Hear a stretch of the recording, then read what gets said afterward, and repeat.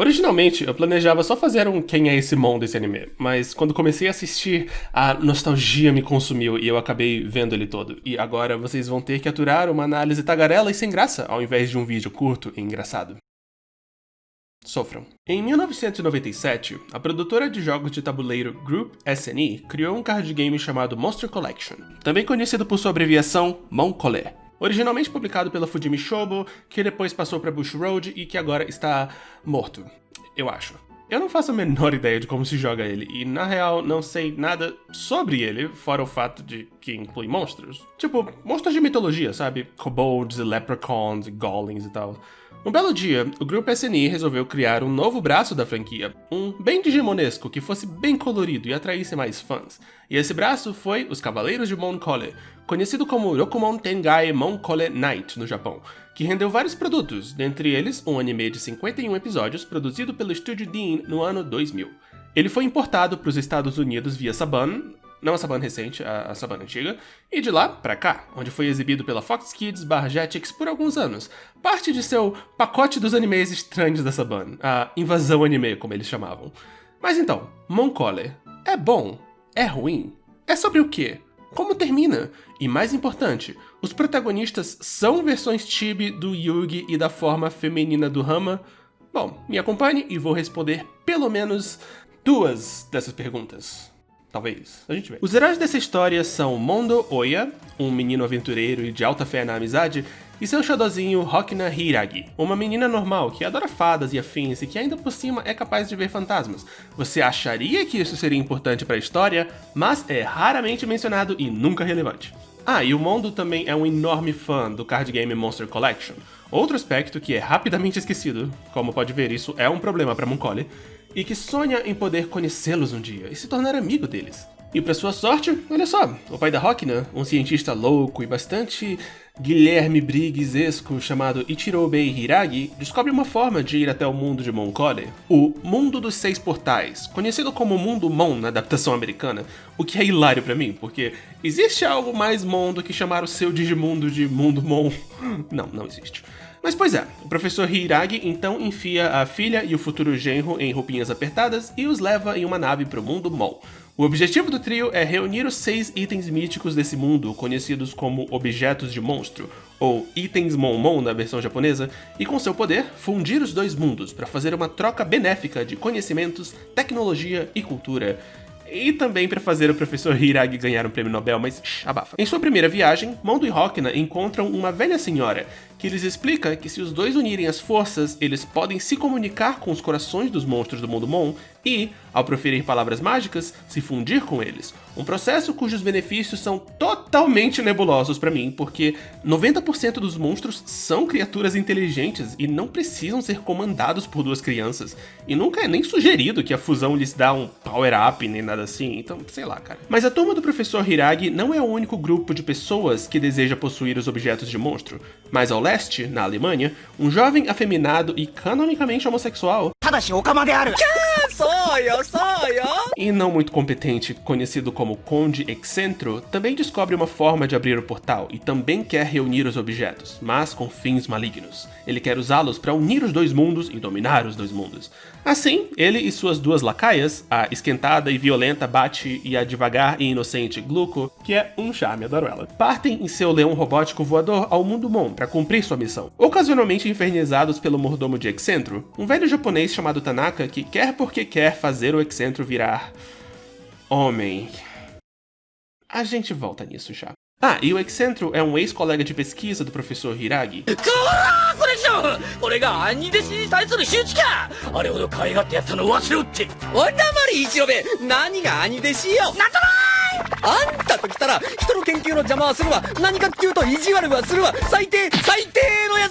Outra coisa que é constantemente esquecida pelo anime. E isso prepara o palco pro resto dele. Os episódios seguem uma fórmula bem fiel. Mondo e sua turma encontram um monstro e normalmente fazem amizade com ele. Os 2 grupos acreditam que uma remela no olho do monstro é um objeto de monstro e lutam por ela. Excentro hipnotiza o monstro para atacar os Cavaleiros de Mon-Colé, que por sinal se auto-intitulam isso, sem motivo algum. Eles convencem convencem um outro monstro a ajudá-los a vencê-lo, Excentro explode em uma fumaça em forma de rosa, adoro isso por sinal, é uma cópia da decolagem da equipe Rocket, mas tem tanta personalidade própria, e no fim descobrem que a remela não é um objeto de monstro e a busca continua. Com o tempo, alguns vilões mais sérios são introduzidos, mas depois eu falo um pouco deles. Mais uma vez, eu acho que a minha sinopse fez o anime parecer bem mais sério do que é. Eu sou bem ruim de escrever sinopses pra comédias, porque Moncolle é isso mesmo, é uma comédia. E com muito orgulho, como a narração do começo de cada episódio mostra. この物語はそんなモンスターの世界を冒険する少年と少女の愛と友情の物語であるなんてね Tem piadinhas o tempo todo, um monte delas sendo recorrentes, tipo a saga da professora dos cavaleiros, a Naomi Loon, uma mulher de 29 anos que nunca teve um namorado e que está desesperada por um, e que também é objetivamente a melhor personagem dessa coisa. A quarta parede também é bem frágil, com os personagens constantemente criticando o narrador, por exemplo. Em suma, Moncolle não é como Pokémon ou Digimon, em que a comédia é alívio cômico. Em Moncolle, a comédia é o principal e a seriedade é que é ocasional, o que o ajuda a ter uma identidade mais própria no mundo dos Mons. E aí, nada de errado com isso, eu ri bastante enquanto assistia. Quando eu comecei a rever o anime, duas coisas nele em particular me convenceram a ver ele todo.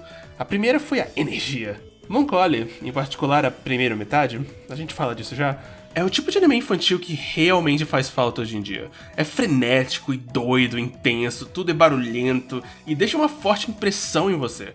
Basicamente, ele quer te divertir e se esforça muito pra te divertir. É o tipo de anime infantil que eu associo à década de 90. E como alguém que cresceu na década de 90, não tenho como evitar, eu sinto uma forte atração nostálgica por esse tipo de atitude. A segunda coisa que eu achei interessante é o quanto os Cavaleiros de Moncolle se esforça pra ser o inverso de outros animes infantis da época. Pelo menos ao meu ver. Por exemplo, diferente de como acontece em todos os outros, Mondo e Rokina já começam a história como um casal, não tem aquele típico chove não molha entre os dois, o que torna a dinâmica deles bem única. Além disso, o pai cientista dos heróis é bem amoral, apesar do anime não dar muita atenção pra isso, as armas que as crianças usam são bem diferentes, especialmente a do Mondo, e ao invés de ter uma equipe Rocket barra Gangue Dorombo consistindo de uma diva e 2 paspalhos, esta consiste de um divo e 2 paspalhas. Eu não tô dizendo que Moncolle tem algo a dizer sobre outros animes da mesma estirpe. Nossa, eu usei a palavra estirpe. Acho que pela primeira vez desde que eu me formei. Mas é refrescante como ele tenta dar uma investida nos clichês. Agora, se isso adianta... Bom, aí é que tá. Os Cavaleiros de Moncolle é um anime bem covarde. Ele se recusa com todas as forças a desviar de sua fórmula base de forma significante. De um jeito que nem séries super repetitivas, tipo Sailor Moon ou Super Sentai, se comparam.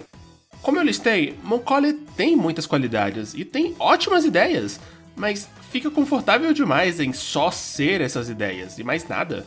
Nenhum personagem jamais é aprofundado ou muda, nenhum episódio é experimental ou conceitualmente ousado, e apesar do anime até introduzir uns personagens secundários bem gostáveis e cheios de potencial, tipo a invocadora Beginner, seu admirador Luke e o trágico anjo caído Gabrioles, nenhum deles é aproveitado. Eles não existem acima de seu conceito base e é tão frustrante.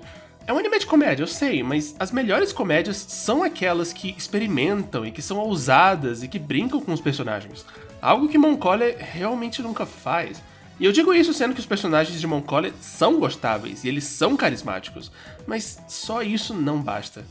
Eu assistia Moncolle e ficava pensando o tempo todo, poxa, seria legal um episódio que brincasse com o semi-divórcio do professor Hiragi, ou um episódio que mostrasse o passado da Gluco, ou que tivesse uma aventura no mundo real ao invés de no mundo Mon, mas não, essas coisas nunca acontecem e isso me deixou muito triste, cara. Só pra ter uma noção, a maior mudança no status quo que há no anime inteiro é quando as crianças descobrem, ali pela metade da coisa, que elas podem usar as cartas de Moncolle, que sua galinha robótica defeca todo episódio, lembre-se, anime de comédia, pra invocar os monstros pra lutar por elas, e assim não precisam mais depender de monstros nas proximidades. Mas isso não enriqueceu a história. Em primeiro lugar, porque deixou o anime ainda mais Pokémon e, portanto, menos original. E segundo, porque pareceu mais uma desculpa pra apresentar menos monstros por episódio. A construção de mundo do anime também é tão triste. Cada viagem de cada episódio leva as crianças para uma área que parece totalmente isolada de todas as outras que elas visitaram, e os monstros que elas encontram raramente mostram ter alguma relação com outros monstros de outras áreas. Nem parece que fazem parte do mesmo mundo, sabe? Parecem mais fases isoladas de um videogame antigo. Sei lá, talvez isso seja um adulto exigindo demais de uma comédia para crianças, mas talvez não, porque Moncolia não teve a presença cultural que Digimon ou até Monster Rancher ou Medabots tiveram, e esse pode muito bem ser parte do motivo. Outra parte do motivo pode ser a parte técnica. Vamos começar pelo lado positivo. O design de personagens é incrível, como se espera da lendária Atsuko Nakajima. É tão brilhoso e fofo, sei lá, é um estilo que é bem bonito e bem anime, e eu amo de paixão. E na real, a animação na primeira metade se aproveita deles muito bem. Não vou dizer que a qualidade de animação de Moncolia é incrível, porque não é, mas normalmente é competente para um anime infantil, sendo expressiva, impactante, dinâmica e bem dirigida também. O problema realmente vem na segunda metade. Moncolia é que nem Orphan, o antigo, não o novo. Um anime feito no período de transição entre animação com células e animação digital. Na primeira metade do anime, a maior parte dos episódios são em célula. E os raros episódios digitais se esforçam bastante para não se destacarem demais de seus irmãos menos tecnológicos. Tudo isso vai pro espaço na segunda metade, que fica 100% digital. Isso por si só não é um problema. Eu não tô dizendo que a animação digital torna o anime inferior a um animado em células. Só 90% das vezes. Mas a animação começa a recorrer a atalhos digitais com frequência, e esses atalhos são feios. Eles sempre foram, e com os anos só pioraram. Explosões pré-feitas, raios mágicos uniformes e sem peso, distorções automáticas de imagem. O anime, que antes era um bom exemplo de animação da década de 90, vira um péssimo exemplo de animação da década de 2000. É quase como se Moncolia fosse um anime metade anos 90, metade anos 2000, o que é fascinante, mas também um nojo. O pior mesmo é que a energia do anime cai com força ao mesmo tempo que a animação muda. Provavelmente não tem relação, mas o anime fica bem menos caótico nessa segunda metade, o que basicamente tirou muitos pontos dele pra mim. E voltando um pouco pra parte narrativa, até o final de Moncolia, covarde. Resumindo ele, os 6 objetos de monstros são reunidos, mas o verdadeiro vilão de final de novela do anime, o anjo caído Reda, os utiliza para invocar o último chefão da história, o Senhor do Tempo, Ouroboros. Kimondo e Hokina derrotam, canalizando o poder da amizade de todos os monstros em um dragão dourado que é super feio e não muito majestoso. A luta é sem graça, mas a música de abertura toca no fundo dela e isso torna ela meio épica. Após ela, os objetos de monstro literalmente se espalham pelo céu de novo como esferas do dragão, e a busca recomeça. E esse é o fim do anime. Covardes! Já pensou como seria mais interessante se o anime terminasse com os dois mundos unidos? Ou sei lá, se for pra uma conclusão mais trágica, uma coisa mais Digimon, com o portal sendo fechado e as crianças nunca mais podendo ir ao mundo Mon? Não, ao invés disso, o anime simplesmente se recusou a quebrar a fórmula até o último segundo. E calma que ainda tem mais umas coisas depois dessa conclusão. Mas, em conclusão, é engraçado. Quando eu ainda tava na primeira metade dessa reassistida, eu pensava pra mim, puxa, esse anime é melhor do que eu lembrava, é que nem Medabots, sabe? Mas aí, enquanto eu me arrastava pra terminar a segunda metade, a opinião voltou pra... ele realmente é tão fraquinho quanto as pessoas diziam na época. O que é uma pena, porque... muito mais do que Dinossauro Rei, por exemplo, esse anime tinha potencial. O conceito tava ótimo, a atitude tava certa, a energia tava legal, mas precisava de uma direção mais ousada. Alguém que dissesse, vamos quebrar a fórmula hoje, por favor? Sabe? Mas, infelizmente, não adianta postular o que poderia ter sido. O que temos é um anime que é bem engraçado, e no começo bem caótico e doido, mas que é confortável demais em sua repetitividade e que perde o gás depois de um ponto. Se ao menos, cara. Se ao menos.